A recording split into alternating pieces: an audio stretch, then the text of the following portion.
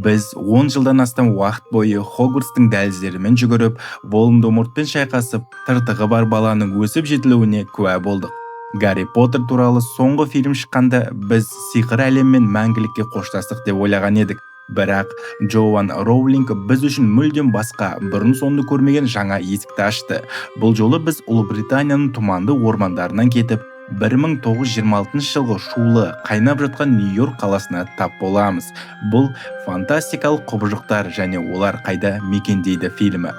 Бүгін біз осы туындыны жай ғана талқыламаймыз. Біз оның әрбір кадрын, әрбір жасырын мағынасын жіліктеп, бөлшектеп шығатын боламыз.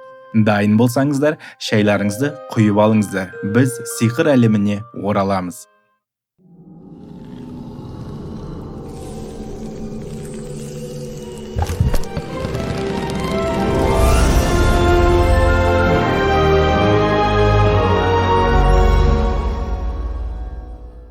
Фильмнің ең алғашқы кадрлары бізді бірден атмосфераға баурап алады. Біз басты кейіпкеріміз Ньют Саламандрды көреміз. Оны сомдаған Эдди Редмейн бұл рөлге мінсіз таңдалған. Ньют Гарри Поттер емес, ол таңдаулы емес. Оның маңдайында найзағай тәрізді тыртығы жоқ. Ол әлемді құтқаруға құмар батырда емес. Ол Пуффендуй факультетінің түлегі. Адамдардан гөрі жануарлармен, яғни сиқырлы құбыжықтармен көбірек тіл табысатын, аздап ұялшақ, жалғыздықты ұнататын ғалым. Оның жанары үнемі төмен қарап тұрады. Ол адамдардың көзіне тіке қараудан қашады. Бірақ өзінің сиқырлы жаратылыстарына қарағанда, оның көзіне шексіз махаббат пен мейірімділікті көруге болады. Ньюттың Нью-Йоркке келуіндегі басты мақсаты өзінің чемоданындағы ұшатын жаратылыс найзағай құсын Аризонаның жабайы табиғатына еркіндікке жіберу. Бірақ ол Америка құрама штаттарындағы сиқыршылар қоғамның қаншалықты қатал екенін білмейтін еді. Енді Америкадағы сиқырлы қоғамға тоқталайық. Бұл жердегі ережелер Ұлыбританиядағыдан мүлдем басқа. Егер Англияда сиқыршылар мен маглдар, яғни адамдар бейбіт қатар өмір сүріп, тіпті кейде араласып жатса, Америкада бәрі басқаша. Мұнда маглдарды no mage деп атайды, яғни сиқырсыз адамдар. ақш-тың сиқырлы конгрессі Макуса өте қатал заңдар қабылдаған. Рапопорт заңына сәйкес сиқыршылар мен сиқырсыз адамдар бір-бірімен сөйлесуге, дос болуға, тіпті үйленуге қатаң тыйым салынған. Неге? Себебі америкалық сиқыршылар үнемі қорқынышта өмір сүреді. Олардың есінде Салем мыстандарын құрту оқиғалары әлі де сайрап тұр. Осы үрей фонында біз екінші Салем атты фанатиктер ұйымын көреміз. Оны басқаратын Мэри Лу Бербоун өте қатал әйел. Ол балаларды, соның ішінде Криденсті асырап алып, оларды сиқыршыларды жек көруге, олардың бар екенін әлемге әшкерелеуге тәрбиелейді. Бұл сюжеттік желі бізге қоғамдағы төзімсіздік, өзгеше адамдарды қабылдамау және үрейдің қандай қорқынышты салдарға әкелетінін көрсетеді. Бірақ фильм тек қана қараңғы түстерден тұрмайды. Роулингтің шеберлігі ең қиын сәттердің өзінде юмор мен жылылықты қоса білуінде. Біздің оқиғамызға Якоб Ковальский қосылады. Якоб кәдімгі no mage, яғни сиқырсыз адам. Соғыс ардагері, консерві зауытында жұмыс істейтін, бірақ өз наубайханасын ашуды армандайтын қарапайым ақкөңіл жігіт. Банкте несие алуға келген ол кездейсоқ Ньютпен және оның чемоданынан қашып шыққан Нюхлермен кездеседі. Нюхлер бұл фильмнің нағыз жұлдызы. Жылтыраған дүниеге құмар бұл кішкентай күлкілі жаратылыс банк ішінде нағыз хаос тудырады. Ньюттың оны ұстауға тырысқан көрінісі Чарли Чаплиннің үнсіз комедияларын еске түсіреді. Дәл осы жерде чемодандар ауысып кетіп, бүкіл хикая басталады. Якоб өзінің ішінде тоқаштары бар чемоданның орнына іші сиқырлы құбыжықтарға толы чемоданды үйіне алып келеді. Бұл классикалық қателік жағдайы, бірақ ол өте мінсіз орындалған. Якоб арқылы біз көрермендер бұл сиқырлы әлемді жаңадан танимыз. Оның әрбір таңғалысы, қорқынышы мен қуанышы біздің де эмоциямыз. Осы оқиғалардың барысында біз тағы бір маңызды кейіпкер Порпентина Голдштейнмен танысамыз. Қысқаша Тина деп атаймыз. Ол бұрынғы мракоборец, қазір Макусада төменгі қызметте жүрген, бірақ әділдік үшін күресуді тоқтатпаған жан. Достар, осы жерде кішкене аялдап, мына бір маңызды детальға тоқтала кетейік. Біз Тинаны бұрынғы мракоборец дедік. Түпнұсқада, яғни ағылшын тілінде оларды Аврор деп атайды. Бұл кімдер өзі? Егер біздің қарапайым магл әлеммен салыстыратын болсақ, мракоборецтер бұл сиқырлы әлемнің ФБР агенттері, немесе арнайы жасағы.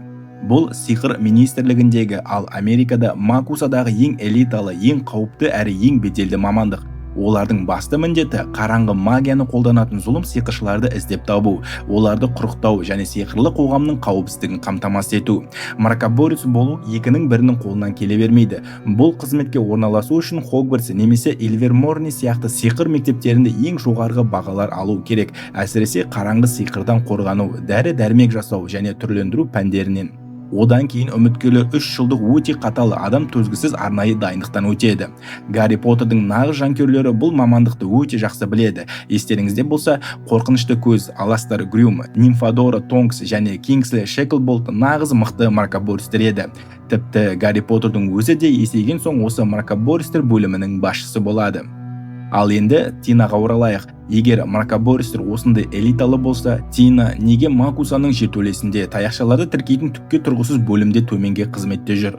Бұл жерде оның мінезінің ең басты ерекшелігі жатыр. Тина ережені емес, әділдікті бірінші орынға қоятын адам. Ол кезінде Мэри Лудың, әлгі фанатик әйелдің кішкентай Креденсті аяусыз сабап жатқанын көріп шыдамай кеткен. Америка заңы бойынша сиқыршы Маклға шабуыл жасамауы тиіс, бірақ Тина баланы қорғау үшін заңды бұзып Мэри Луға сиқыр қолданған. Осы оқиға үшін Макуса басшылығы оны қызметінен төмендетіп, қаруын тартып алған. Яғни Тина жүрегінде нағыз батыр бола тұра қатал басшылықтың құрбаны болды. Бірақ Ньютпен кездесу оның ішіндегі сол бұрынғы жауынгерді қайта оятады. Ол Ньютты заң бұзған үшін ұстап конгресске алып барады, бірақ Макусаның назары қазір мүлдем басқа нәрседе еді. Қалада белгісіз жойқын күш ғимараттарды қиратып, адамдарды үрейлендіріп жатқан болатын, және бәрі бұл жағдайдың Ньюттың құбыжықтарынан көре бастайды. Біздің сәтсіздікке ұшыраған сиқырсыз адамымыз Якоб банктегі көңілсіздіктен кейін үйіне оралады. Себебі оған банк өзінің наубайханасын ашуға қаражат, несие беруден бас тартқан болатын. Ол чемоданды ашып, ішінен өзінің тәтті тоқаштарын алғысы келеді. Бірақ оның орнына чемоданнан нағыз хаос орнайды. Бірінші болып мұртылып, егеуқұйрыққа ұқсайтын арқасында теңіз кірпісінде өсіндісі бар сиқырлы жаратылыс шығып, Якобты тістеп алады. Бөлме іші астан-кестең болып, басқа да бірнеше құбыжықтар Нью-Йорк көшелеріне қашып кетеді. Бұл сахна өте маңызды, себебі ол маглдар әлемі мен сиқырлы әлемнің алғашқы тікелей бақылаусыз соқтығысуын көрсетеді. Дәл осы кезде Ньют пен Тина жетіп келіп, бөлмені қалпына келтіріп, есінен танып қалған Якобты Тинаның пәтеріне алып кетеді. Макуса заңы бойынша Якобтың есіндегі бұл оқиғаларды өшіріп, обливейт жасау керек еді. Бірақ Муртлоптың уынан ол өзін нашар сезінгендіктен Ньют оны емдеу үшін алып қалуға мәжбүр болады. Тинаның пәтерінде біз осы франшизаның ең сүйікті кейіпкерлерінің бірі Куинни Голдштейнмен танысамыз. Куинни Тинаның сіңілісі және ол өте күшті легилемент, яғни адамдардың ойын оқи алады. Гарри Поттер фильмдерінен біз ой оқуды тек Снейп немесе Волан-де-Морт сияқты кейіпкерлердің жауап алу, қинау немесе билік жүргізу үшін қолданатын қатыгез тәсіл ретінде көріп үйренгенбіз. Бірақ Куинни олай емес. Ол адамдардың ойын, олардың жан дүниесін түсіну, оларға жанашырлық таныту үшін оқиды. Оның легименциясы құрал емес, оның болмысы эмпатиясының шыңы. Якоб пен Куинни арасындағы алғашқы көзқарас нағыз химия. Соғыс көрген, өмірден қажыған, консерві зауытындағы ауыр жұмыстан шаршаған Якобтың таза, ақкөңіл ойлары Куинниді бірден баурап алады. Ол жай ғана адам болса да, Куинни оған жеркенішпен емес, үлкен қызығушылықпен қарайды. Бұл Америкадағы сиқыршылар мен маглдар араласпауы керек деген қатал заңға жасалған үлкен қарсылық еді. Енді, құрметті көрермендер, фильмнің визуалды шыңына, ең ғажайып сахнасына келдік. Ньют Якобты өзінің чемоданның ішіне шақырады. Бұл жай ғана чемодан емес, бұл кеңейту сиқырымен жасалған тұтас бір экожүйе. Біз баспалдықпен төмен түскенде нағыз сиқырлы Нұх пайғамбардың кемесі сияқты құтқару мекенін көреміз. Ньют бұл жерде әртүрлі климаттық белдеулерді, шөл дала, қалың орман, қарлы тауларды қолдан жасап шыққан. Осы жерде Ньюттың кім екені толығымен ашылады. Ол адамдармен сөйлескенде тұтығып, көзін алып қашатын болса, жануарлардың қасында ол өте сенімді, мейірімді, нағыз өз орындағы адам. Біз Ньюттың ең жақын достарымен танысамыз. Пикет, кішкентай ағаш тәрізді жаратылыс. Ол өте ұялшақ және үнемі Ньюттың қалтасында жүреді. Пикеттің Ньютке байлануы Ньюттың өзінің де ішкі жалғыздығын, сүйіспеншілікке мұқтаждығын көрсетеді. Фрэнк, алып найзағай құсы, фильмнің басты символы. Ол Ньюттың бостандыққа, еркіндікке деген ұмтылысының бейнесі. Ньют оны құтқарып алған және енді туған жеріне қайтармақшы. Осы саябақты аралап жүріп, Ньют бірнеше құбыжықтарының қашып кеткенін біледі және өте маңызды сөз айтады. Олар қазір жат жерде, ғаламшардағы ең қатыгез жаратылыстардың қоршауында қалды. Олар адамдар. Және бұл тұтас франшизаның негізгі философиясы. Роулинг бізге құбыжықтардың қауіпті емес екенін, нағыз қауіп адамдардың төзімсіздігі, табиғатты түсінбеуі және оны жоюға бейімділігі екенін көрсетеді. Бірақ чемоданның ішіндегі бейбіт өмірден біз қайтадан Нью-Йорктың қатыгез шындығына ораламыз. Егер Ньют жануарларды жақсы көрсе, Макусаның қауіпсіздік бөлімінің бастығы Персиваль Грейвс адамдарды алдап өз дегенін жасатудың хас шебері. Біз оның қараңғы көшеде Криденспен кездескенін көреміз. Криденс бағанағы фанатик Мэри Лудың асырап алған ұлы, үнемі таяқ жеп, қорлық көріп өскен, психологиялық соққы алған жасөспірім. Грейвс оған сиқыр әлеміне жол ашамын, сені құтқарамын деп жалған уәде беріп, оны өз мақсатына пайдаланбақшы. Ол Криденс арқылы қалада ойран салып жүрген жойқын күшті, кішкентай баланы іздеп жүр. Грейвстің бұл әрекеттері бізге сиқырлы әлемнің тек таяқша бұлғау емес, мұнда да саяси ойындар, қатыгездік пен қараңғы магия бар екенін ескертеді. Сонымен біздің кейіпкерлер чемоданнан қашып кеткен сиқырлы жаратылыстарды жинау операциясына кіріседі. Және бұл процесс бізге франшизадағы ең күлкілі, ең есте сахналардың бірін сыйлайды. Орталық саябақта Ньют пен Якоб алып жарылғыш жаратылысты, мүйізінен сұйық от шашатын, мүйіз тұмсыққа ұқсас дәу жануарды кездестіреді. Бұл жануардың ерекшелігі, оның мүйізі тиген кез келген нәрсе жарылып кетеді. Бірақ Ньют оны сиқыр таяқшасымен ұрып, күшпен бағындырмайды. Бұл жерде біз Ньюттың нағыз маман екенін көреміз. Ол үстіне жарылғыш мүйіздің феромондарын жағып алып, ұрғашы жарылыстың көңілін табу үшін шағылысу биін билей бастайды. Эдди Редмейннің бұл сахнада пластикасы мен қимылдары өте керемет. Ол жануарлардың мінез құлқын қаншалықты зерттегені көрініп тұр. Бұл сахна жай ғана көрерменді күлдіру үшін емес, Ньюттың жануарларды күшпен емес, табиғи заңдылықтарымен, махаббатпен және түсіністікпен басқаратын дәлелдеу үшін жасалған. Ал Якобтың дәу жануардан қашып, бақ ішіндегі ағаштарды құлатып жүрген көрінісі нағыз комедиялық шедевр. Келесі кезекте олар алып Оккамиді ұстауы керек. Окками басы құстың, денесі жыланның формасындағы қауырсынды керемет әдемі жаратылыс. Оның басты ерекшелігі, ол қандай кеңістікте тұрса, соған бейімделіп үлкейіп немесе кішірей алады. Кең әмбебап дүкеннің ішінде ол нағыз айдаһарға айналып кеткен. Бұл сахнада Ньют, Тина және Якоб нағыз команда ретінде жұмыс істейді. Оккамиді қалай ұстау керек? Оған Авада Кедавра немесе басқа да шабуылдаушы сиқыр шашудың қажеті жоқ. Ньют оның табиғатын қолданады. Окками жәндіктерді жақсы көреді. Олар кішкентай шәйнектің ішіне тарақанды салып, Оккамиді алдайды. Жемтігін жеу үшін Окками кішкентай болып жиырылып, шәйнектің ішіне кіріп кетеді де қақпағы жабылады. Міне, сиқырлы әлемдегі проблемаларды шешудің басқа да бейбіт жолы. Күш пен зорлық емес, ақыл мен табиғатты түсіну жеңіске жетеді. Біз жануарларды аулау сахналарына күліп, мәз болып отырғанда, Роулинг бізді суық суға салғанда етеді. Енді фильмнің ең қараңғы, ең ауыр тақырыбына көшеміз. Қаланы қиратып, адамдарды өлтіріп жатқан Ньюттың жануарлар емес, ол обскур. Бұл ұғым Гарри Поттер лорына, яғни тарихына қосылған ең маңызды әрі ең қорқынышты жаңалық. Сонымен обскур дегеніміз не? Егер жас сиқыршы, яғни кішкентай бала сиқырды жек көретін ортада өссе, физикалық немесе психологиялық қысым көрсе және өзінің сиқырлы қабілеттерін жасыруға, тұншықтыруға мәжбүр болса, оның ішіндегі сиқырлы энергия жинала келе қараңғы, паразитті күшке айналады. Бұл күш обскур деп аталады, ал оны бойында алып жүрген бала обскури деп аталады. Әдетте бұл ішкі паразит баланы ішінен жеп, олар 10 жасқа жетпей қайтыс болады.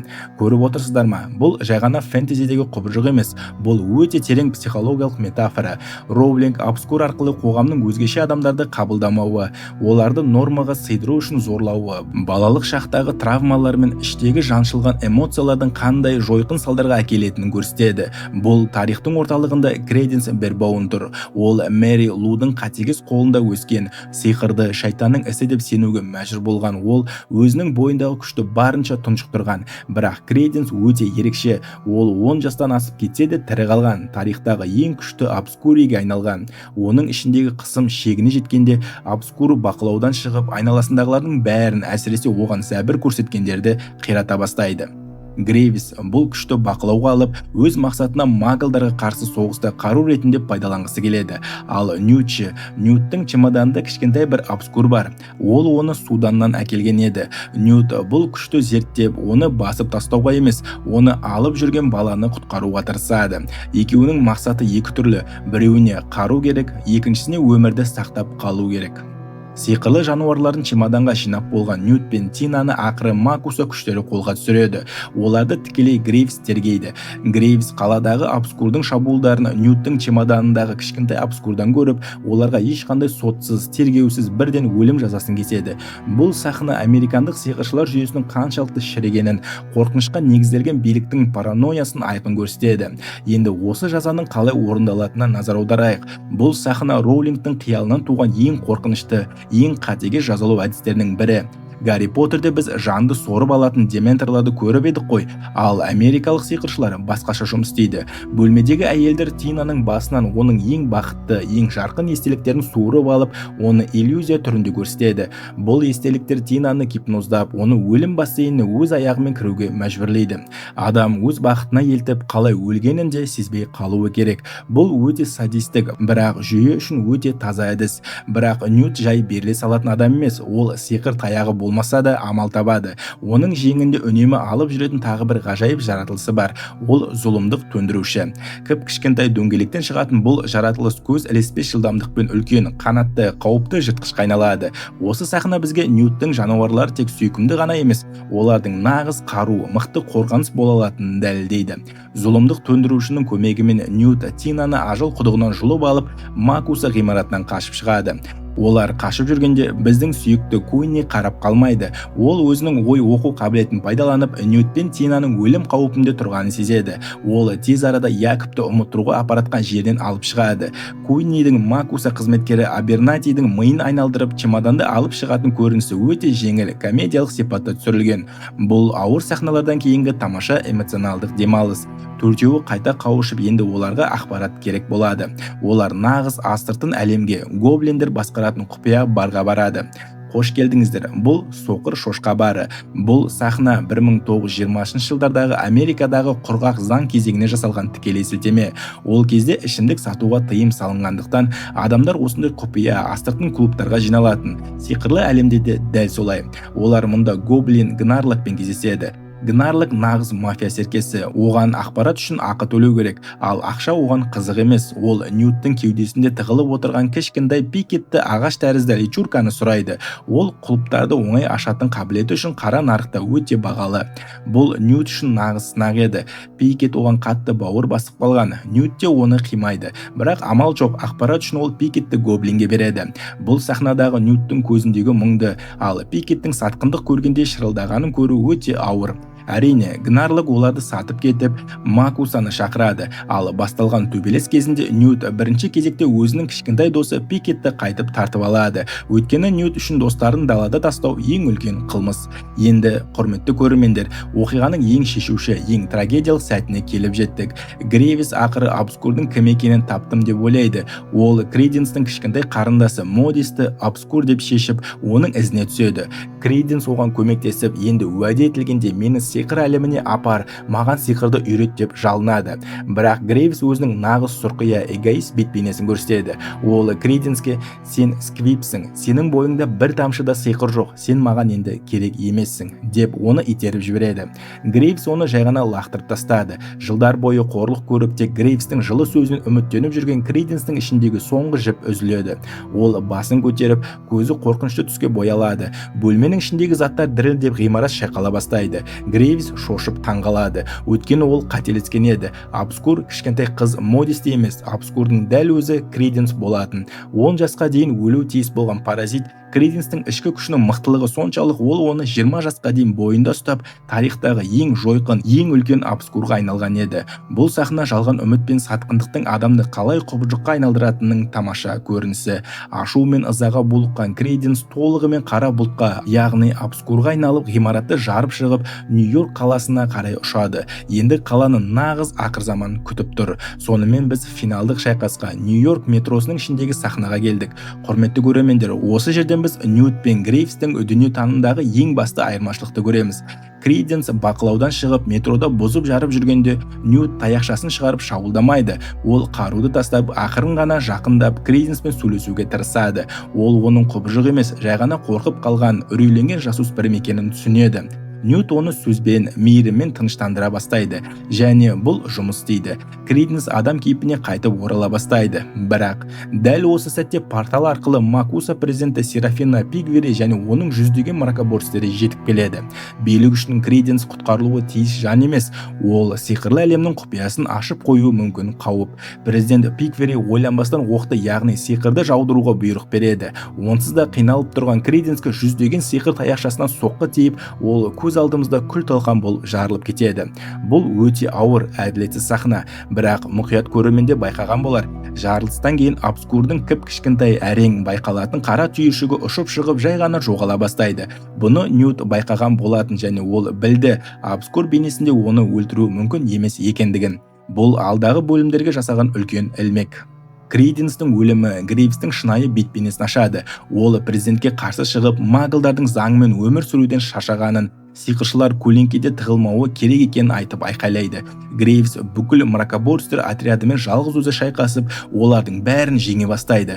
Оның қимылдары, күші мен сиқырды қолдану деңгейі қарапайым мракоборецтен әлдеқайда жоғары еді. Бірақ оны жеңген Макуса емес, біздің қарапайым Ньют болды. Ол өзінің зұлымдық төндірушісін пайдаланып, Грейвстің назарын аударады да оны сиқырлы арқанмен байлап тастайды. Содан кейін Ньют ең басты сиқырды, Ревелио, шындықты ашу сиқырын қолданады. Міне, бүкіл фильмнің ең үлкен твисті.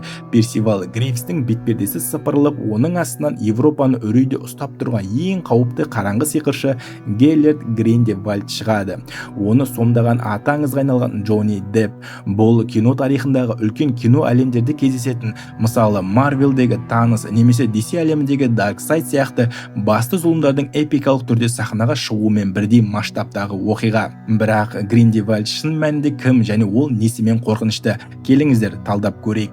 Гарри Поттерді көрген көпшілігіміз үшін басты зұлым ол Волан-де-Морт. Бірақ Гриндевальд одан мүлдем басқа, әлдеқайда күрделі деңгейдегі қауіп. Егер Волан-де-Морт билікке қорқынышпен, зорлық-зомбылықпен және жыланға ұқсаған қорқынышты түрімен жетсе, Гриндевальд өте тартымды, харизматикалық лидер және нағыз саяси манипулятор. Оның ең басты қаруы Авада Кедавра емес, оның сөздері мен идеологиясы. Оның басты ұраны жалпыға бірдей игілік үшін. Ол сиқыршылар маглдардан тығылып, жер астында немесе көлеңкеде өмір сүрмеуі керек деп санайды. Оның ойынша сиқыршылар адамзаттың дамуындағы жоғарғы саты, сондықтан олар бүкіл әлемді ашық түрде басқаруы тиіс. Ең қорқыныштысы сол, оның идеялары сырттай қарағанда өте логикалы, тіпті әділ болып көрінеді. Ол мыңдаған сиқыршыларды, тіпті ең ақылды, ең жақсы адамдардың өзін өз жағына тартып алатын асқан шешен. Ол адамдарды қорқытып емес, сендіріп соңынан ертеді. Сонымен қатар Гриндевальд ұлы Альбус Дамблдордың жастық шағындағы ең жақын досы, әрі оның өміріндегі ең үлкен трагедиясы. Олар кезінде әлемді бірге өзгертеміз деп қанмен серттескен еді. Сондықтан оның осылай сахнаға шығуы жай ғана бір қарақшыны ұстау емес, бұл бүкіл сиқырлы әлемді, Еуропа мен Американы шарпығалы тұрған Дамблдор мен Гриндевальдтың арасындағы ұлы соғыстың алғашқы дабылы. Міне, осындай деңгейдегі зұлымның қолға түсіп тұрғанның өзінде ешқандай үрейсіз, қайта жеңімпаз адамша жымиып тұруы тегін емес.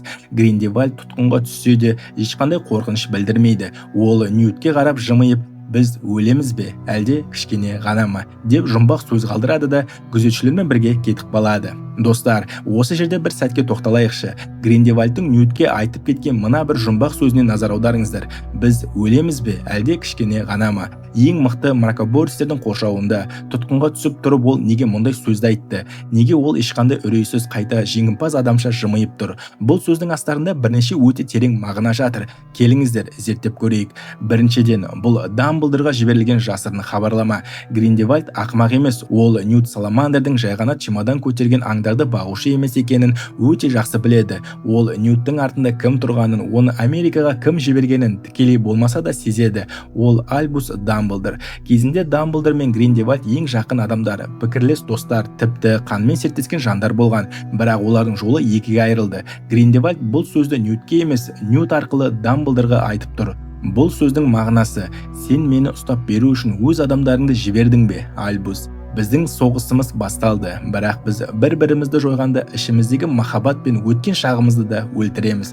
Біз екеуміз де кішкене болсын өлеміз деген психологиялық соққы еді. Екіншіден, бұл Гриндевальдтың абсолютті тәкаппарлығын көрсетеді. Макусаның түрмесі, өлім жазасы немесе заңдары Гриндевальдты мүлде қорқытпайды. Ол үшін бұл тұтқынға түсу жеңіл емес, жай ғана кішігірім үзіліс. Ол біз толығымен өлеміз бе? Жоқ, бұл жай ғана уақытша кедергі. Менің жоспарымның кішкене ғана бөлігі өлді, бірақ менің идеологиям тірі деп тұр. Және ол қателескен жоқ. Келесі бөлімнің басындағы оның бұл түрмеден қалай оңай қашып кеткенін көреміз. Үшіншіден, бұл обскурға және соғыстың салдарына жасалған метафора. Жаңа ғана көз алдарында Крейденс, яғни обскур жарылып кетті. Бірақ оның кішкентай бір бөлшегі аман қалғанын Гриндевальд байқады. Обскур толық өлген жоқ, ол тек кішкене ғана өлді. Сонымен қатар бұл алда келе жатқан үлкен сиқырлы соғыстың, екінші дүниежүзілік соғыстың алдындағы жаршысы. Ол Ньютке сендер мені тоқтаттық деп ойлайсыңдар ма? Алда үлкен қырғын келе жатыр, және бұл күресте ешкім таза күйінде аман қалмайды. Бәріміз іштей бірдеңе жоғалтамыз, бәріміз кішкене өлеміз деп ескерту жасап тұр. Міне Жоан Роулингтің шеберлігі осында. Жай ғана 6 сөзден тұратын бір сөйлем зұлымның бүкіл болмысын ашып, көрерменнің денесін түршіктіреді және алдағы бөлімдерге орасан зор интрига қалдырады. Зұлым ұсталды, бірақ басты мәселе шешілген жоқ. Бүкіл Нью-Йорк қаласы қираған, мыңдаған маглдар сиқырды өз көзімен көрді. Президент Пиквери тұтас бір мегаполистің есін қалай өшіреміз деп шарасыздыққа түскенде, Ньют тағы да табиғат пен жануарлардың құдіретін көрсетеді. Ол өзінің чемоданынан алып найзағай құсы Фрэнкті шығарады. Фрэнк жаңбыр шақыра алады. Ньют Фрэнкке зұлымдық төндірушінің уын беріп, оны аспанға ұшырады. Бұл у адамның жаман естеліктерін өшіретін қасиетке ие болатын.